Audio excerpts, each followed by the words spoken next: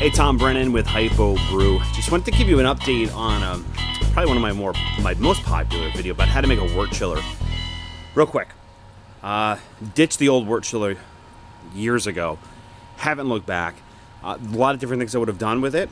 So this is kind of like a redux or a reboot, maybe. That would probably be the appropriate word these days, a reboot.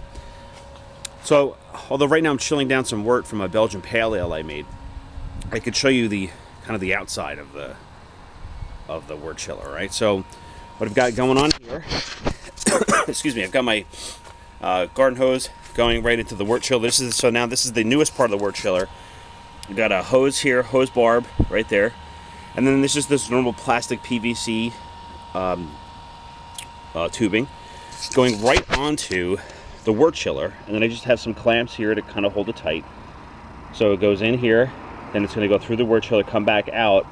And the important thing to note here when it's coming back out, and it took me maybe 3 or 4 brews to do it, that when you're chilling the wort down with cold water on one side, on the other side, since the wort is, I don't know, 200 degrees, that water gets very warm. So normal tubing, like I have in the input here, would melt, and actually one time it burst. So what I wound up doing is getting some reinforced tubing here clamped on, and then what I actually also did to kind of make things just a little bit neater is I put another clamp at the top here so they kind of both go together.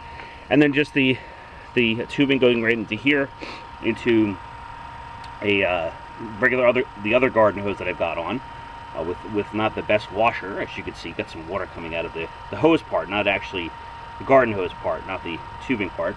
And it goes right outside and goes there. So I want to thank everybody for watching the original video that I did. This build is so much easier than what I had done before, and with a lot less mistakes, because quite frankly there's a lot less to do with it.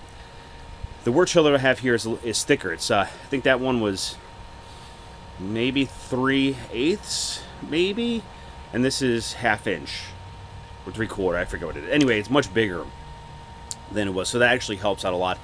And what also helps out a lot too, and I'll show you this, just to kind of get things chilled out real quick, I actually have some ports, weldless ports put into the kettle, running through a pump, and that actually chills things down quite a bit. You know, I was at boiling 5 minutes ago, and we're now down to a little over 90 degrees. So the wort chiller, the big fat wort chiller going in there properly without a whole lot of leaks going on. There is one developing there, but I can fix that. And the whirlpooling really has reduced the amount of time that I spent chilling. But again, I wanted to thank you everybody for watching that original video and kind of give you the reboot version of the wort chiller. And at some point in the video, I'm going to go back and show you what the wort chiller looks like when it's not in the kettle, but it's not anything different than what you've seen otherwise. So imagine I just did a weird iMovie cut.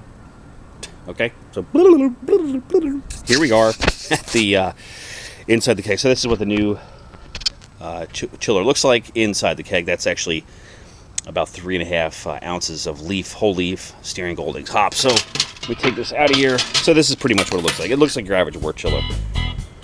The length is actually pretty long too, although it's probably just as long as my other one. It just looks bigger because it's a fatter tubing in there. But that's it, really. That's the whole thing.